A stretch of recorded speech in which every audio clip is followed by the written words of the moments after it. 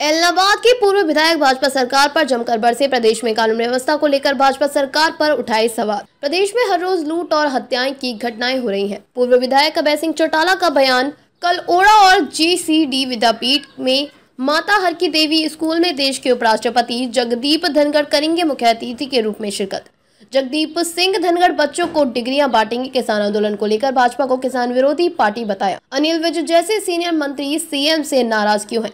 अभय चौटाला का बयान। अनिल विज सीनियर नेता हैं, लेकिन अनिल विज ही सीएम के खिलाफ बयानबाजी कर रहे हैं। अनिल विज ने कहा था कि सीएम नायब सिंह सैनी हवा में है, सरकार के 100 दिन भी हवा में निकाल दिए हैं। सीएम नायब सिंह सैनी को राजनीति से ऊपर उठकर विधायकों को 10 करोड़ का फंड जारी करना चाहिए। हल्के में विकास के लिए विधायकों को अब सरकार सालाना देती है 5 करोड़ रुपए। हरियाणा के सभी विधायकों को सरकार की ओर से गाड़ी भी देनी चाहिए। कांग्रेस पर अभय चौटाला ने जमकर निशाना साधा। कांग्रेस के नेता हरियाणा के लोगों को और कितना गुमराह करेंगे, कितने दिनों तक भाजपा के साथ मिलकर प्रदेश को बर्बाद करेंगे। सिरसा में नगर परिषद चुनाव में भी भाजपा कांग्रेस के एक साथ मिलकर चुनाव लड़ने का आरोप लगाया। सिरसा जिला में कांग्रेस के 3 विधायक हैं, लेकिन कोई भी विधायक प्रचार में नहीं जुटा। निकाय चुनाव में सिरसा में पार्टी का कोई भी सीनियर नेता नहीं आया। कल सुबह 9:30 बजे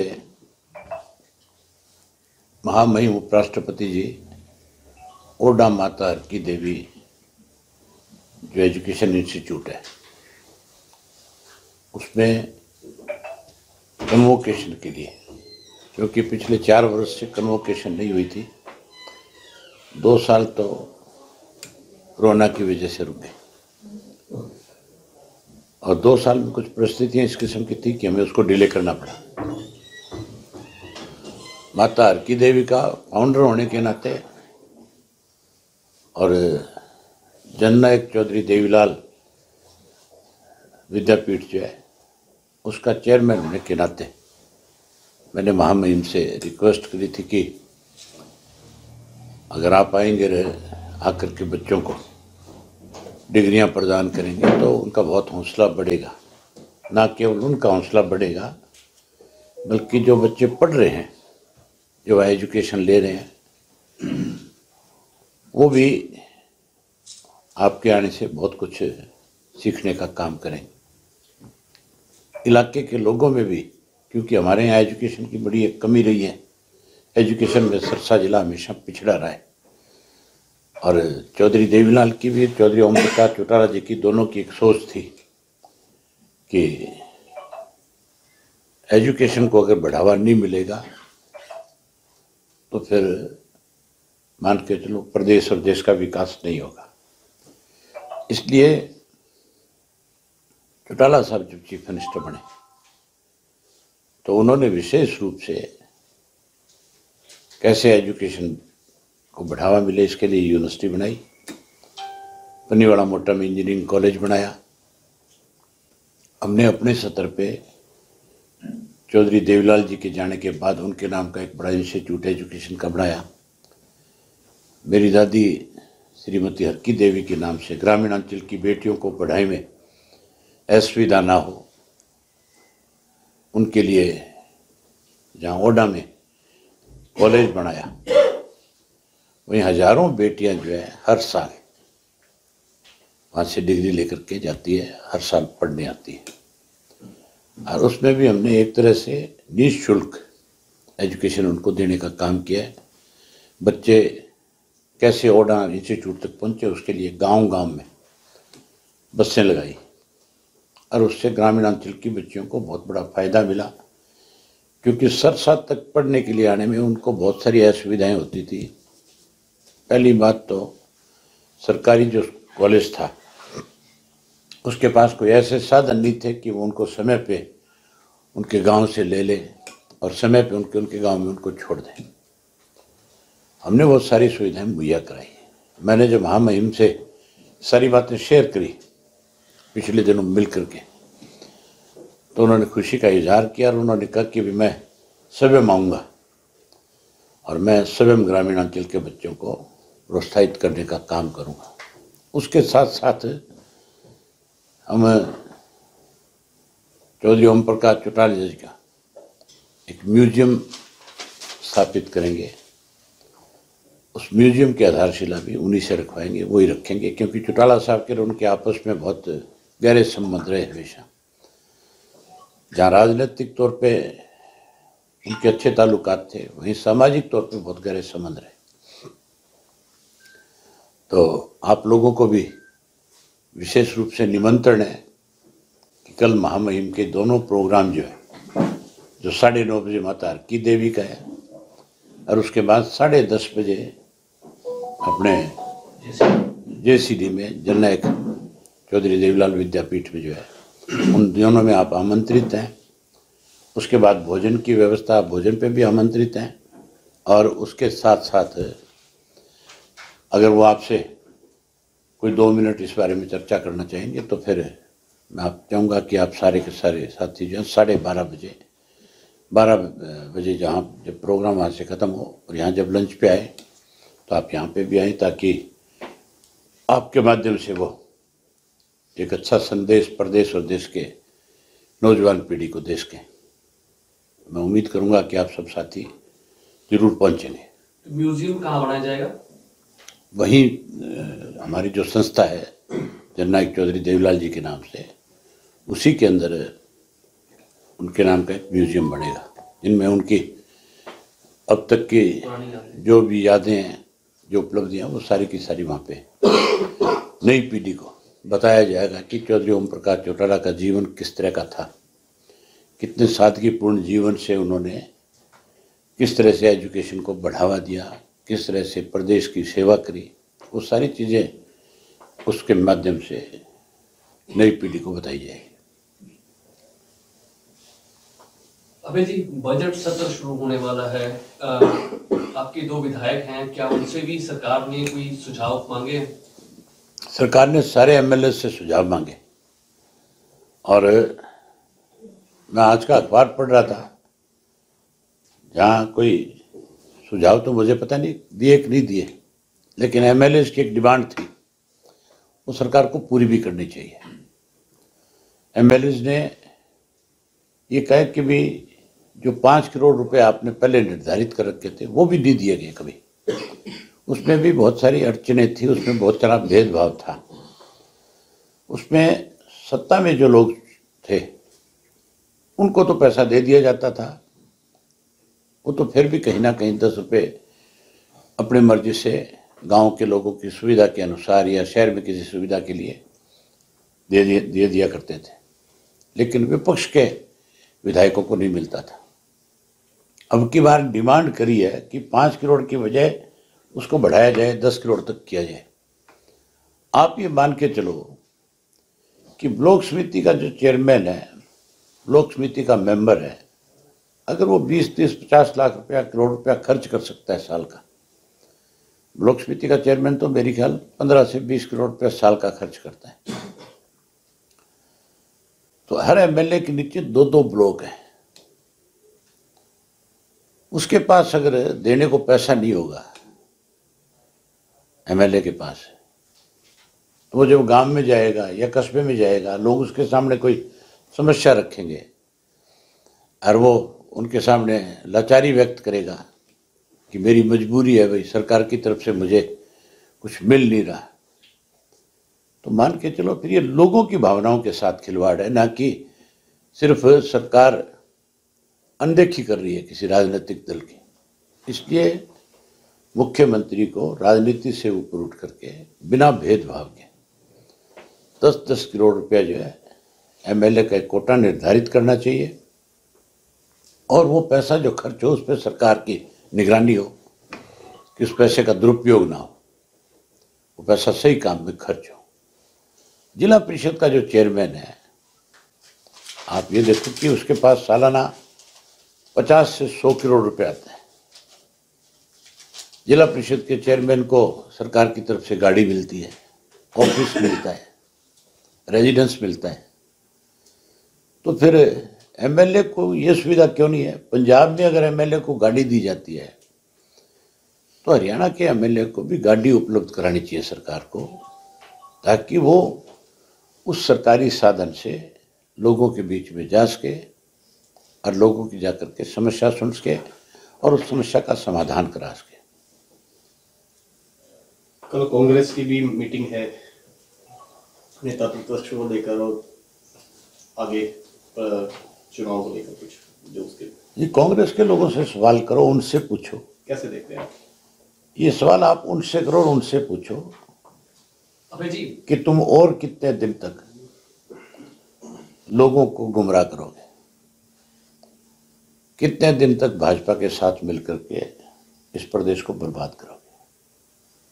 ये मीटिंगें दिखावा है, ये तो मिले हुए हैं।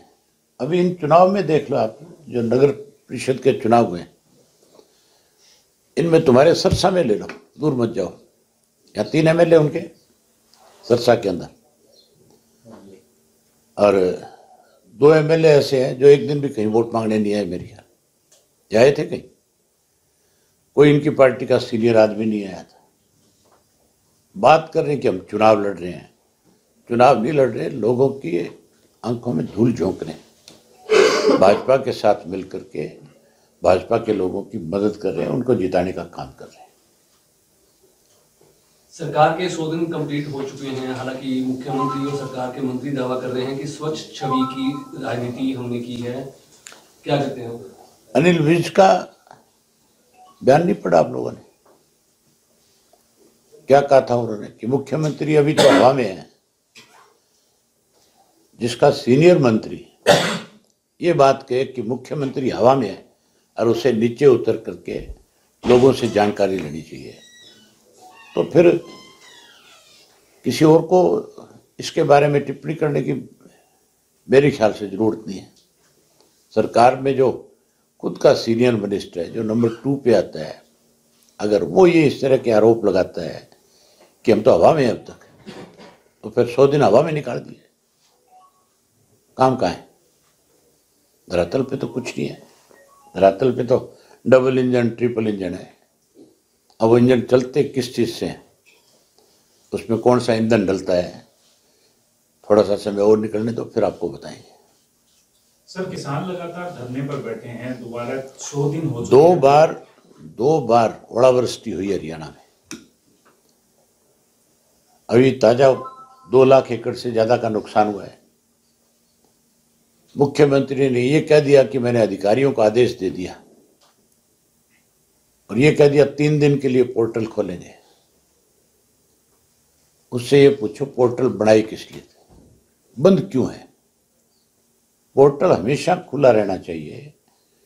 किसान को किसी भी किस्म की कभी भी कोई दिक्कत आती है, वो अपनी बात पोर्टल पे रखे, सरकार उसकी बात को देखे, उसकी बात को सुने, उसका समाधान करे। ये पोर्टल इसलिए थोड़े ही बनाए थे भी आप बना दो और उनको बंद करके छोड़ दो। 2 बार ओलावृष्टि हुई है, 1 बार मुख्यमंत्री ने ये नहीं कहा। हमारे दोनों MLA 7 तारीख को जब सेशन शुरू होगा, ये बात खुल करके पूछेंगे कि आपने मुआवजा राशि क्या तय की है और क्या मापदंड है आपके मुआवजा देने के, ये आप बताओ। हमने 12 कॉलिंग अटेंशन मोशन दिए हैं। मुझे लगता नहीं है कि सरकार अगर सीरियस होगी तो 12 के 12 पे चर्चा करें। कॉलिंग तब दिए जाते हैं जो महत्वपूर्ण बातें होती हैं, और हमारे अगर वो 12 के 12 लगेंगे तो हमारे दोनों MLA प्रदेश के लोगों की समस्याओं को बहुत जोर शोर से उठाने का काम करें। सर, किसान आंदोलन तीसरी बार फिर धरने पर बैठे हैं। लगभग 100 दिन से ज्यादा का समय हो चुका है, भूख हड़ताल तक बैठे हैं, लेकिन सरकार पर आरोप लगा रहे हैं कि उनकी सुनवाई नहीं हो रही, MSP के जो गारंटी है वो नहीं उनको मिल पा रही है। चाहे कांग्रेस की सरकार रही इस देश में और चाहे भाजपा की सरकार बनी, दोनों किसान विरोधी रही है। किसानों के हक की सरकार अगर बनी थी तो जब VP सिंह प्रधानमंत्री बने थे, जिसमें चौधरी देवीलाल का बहुत बड़ा दखल था, उस वक्त चौधरी देवीलाल ने कैसे किसान की मदद हो, कैसे किसान कर्जे से उभरे। पहले हरियाणा प्रदेश में 10-10 हज़ार का कर्जा माफ किया और फिर पूरे देश के अंदर किया। किसानों की अगर सरकार थी तो तब तक थी जब तक चौधरी देवीलाल का दखल था। ना उससे पहले कभी किसान की सरकार रही, ना आज है। आज भी किसान को हर वक्त दबाने का प्रयास होता है, हर वक्त किसान से कुछ ना कुछ लेने का प्रयास है। केवल इंडस्ट्री की बात करते हैं और इंडस्ट्रिस्ट को फायदा पहुंचाते हैं। अबे जी, हरियाणा में ऐसी काफी जो है कॉलोनियों में अवैध डेयरियां हैं, जिस वजह से लोगों को आप अवैध डेयरी नहीं, अवैध कॉलोनियां देखो कितनी है। डेयरी वाला तो गरीब आदमी है, दूध बेच करके अपना गुजारा कर रहा है, वो कोई मालदार आदमी नहीं है।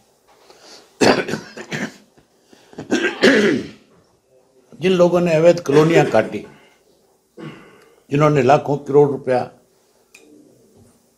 अवैध तरीके से कमाया, सरकार ने उनके खिलाफ कार्रवाई करने की बजाय अवैध कॉलोनियों को नियमित कॉलोनियां करने का काम किया है। उनको छूट दी है कि भी कोई भी सरकार के संरक्षण में आकर के इस तरह की चीजों को बढ़ावा दे करके कमाई कर सकता है। जो इस तरह की कॉलोनियां काटने वाले लोग हैं, वो 100% सरकार के मिनिस्टरों से, चीफ मिनिस्टर से और बड़ी पहुंच रखने वाले लोगों के साथ संबंध रखते हैं, और वो फिर अवैध तरीके से इस तरह की कॉलोनियां काट करके अपनी जेब भरते हैं। और लोगों को अवैध कॉलोनी से सबसे बड़ी दिक्कत क्या आती है, लोगों को प्लाट लेना तो मजबूरी है, क्योंकि उसको सस्ता मिल जाता है, और वो चाहता है कि मैं भी शहर के अंदर रह करके अपने बच्चों को अच्छी शिक्षा प्रदान कर सकूं, मैं भी अपनी कोई रोजी रोटी ढंग से कमा सकूं। जमीनें घटती जा रही है, लेकिन उस अवैध कॉलोनी में उसको घर बनाने के बाद कितनी दिक्कत है, ये देखने वाली बात है। ना सीवरेज है, ना पानी है, ना सड़क है, ना बिजली है, ना पार्क है, ना स्कूल है। सरकार उसको वैध कॉलोनी जो करती है, वो भी ये मान के चलो उन्हीं लोगों की जेब पे डाका डाल करके करने का काम करती है। उनके दलाल हैं, वो दलाल फिर लोगों के पास जाते हैं, कहते हैं तुम इतना इतना पैसा दो, हम तुम्हें ये सारी सुविधाएं मुहैया करा देंगे, सरकार से इसको अवैध को नियमित करा देंगे। लुटेरों का राज है। सर, आपने एजुकेशन का जिक्र किया, लेकिन पिछले 2-3 दिन से जिक्र हो रहा है कि जो 10वीं और 12वीं के बच्चे हैं, उनके साथ बड़ी नाइंसाफी हो रही है। बच्चे पेपर लीक हो रहे हैं लगातार, उसके बाद सिर्फ ऑफिसर्स को सस्पेंड करने का काम करते हैं। तो पेपर लीक के लिए पूर्ण रूप से सरकार जिम्मेवार है। सरकार की बेकायदगियों, कमियों की वजह से ये सारी चीजें होती हैं। जहां डर नहीं होगा प्रशासन का, वहां पे इस तरह के काम होंगे। लंबे समय से ऐसे लोगों को प्रोत्साहित किया जाता है जो गलत कामों को बढ़ावा देते हैं, चाहे नशा बेचने वाले हैं, चाहे कोई पेपर लीक वाले हैं, चाहे कोई अवैध कॉलोनियों वाले हैं, और चाहे कोई लूटने वाले हैं। ये गैंगवार जो है, ये भी सरकार की वजह से है। आप देखते नहीं, हमारे यमुनानगर जिला, कुरुक्षेत्र जिला, कैथल जिला, सिरसा जिला, ये जो इलाका था, यहाँ कभी भी, करनाल जिला, यहाँ कभी किसी भी तरह की कोई गैंगवार नहीं थी, कोई किसी का मर्डर नहीं होता था। बहुत कम मतलब इस तरह के इश्यूज थे जो सिर्फ और सिर्फ पारिवारिक तौर पे होते थे, जिनके या खेत के अड़ोसी पड़ोसी होते थे। कोई जमीनों को लेकर के तो छोटे मोटे विवाद थे, लेकिन ये नहीं था कि किसी को टेलीफोन करके धमकी दे करके पैसा बटोरने का मामला था। अब सबसे ज्यादा चीफ मिनिस्टर कहाँ का है? कुरुक्षेत्र का है। पहले चीफ मिनिस्टर कहाँ का था? करनाल का था। वहां पे इस तरह की वारदात क्यों है? रोहतक अभी ताजा घटना ही है। नहीं, वहां पे इस तरह की वारदात ज्यादा क्यों है? इसका मतलब वहां सत्ता में बैठे लोग जो है, ऐसे लोगों को संरक्षण दे रहे हैं, तब इस किस्म की घटनाएं ज्यादा हो रही है। उसका कारण यही हो गया सबसे बड़ा। रोहतक में भी एक महिला हिमानी नरवाल की हत्या हुई है। अब वो तो खुलासा आया है उसका कल, कि उसके किसी से संबंध थे, क्या था क्या नहीं था, आगे रिमांड है, उसके बाद क्या होगा क्या नहीं होगा। लेकिन ये सारी चीज़ें तभी इन चीज़ों का हौसला बढ़ता है लोगों का, जब लोगों में भय खत्म हो जाता है, जब लोगों को लगता है कि तुम किसी भी काम को आगे बढ़ जाओ, कल को तुम्हारी सत्ता में बैठे लोग मदद करते हैं।